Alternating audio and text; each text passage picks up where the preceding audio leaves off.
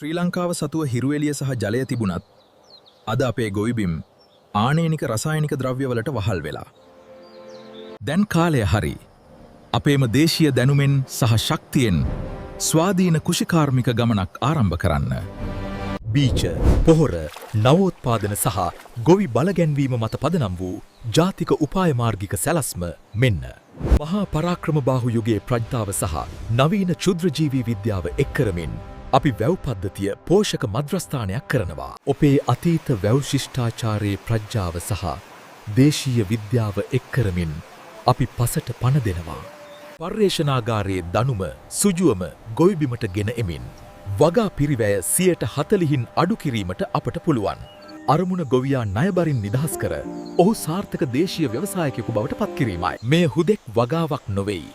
මෙය අපේ ජාතික නිදහසයි. අපේම දේ කෙරෙහි විශ්වාසය තබමු. BNF බිම්සාරා. අපේම බීජ, අපේම පොහොර සහ අපේම දැනුමෙන් පෝෂිත ස්වාධීන හෙටක්.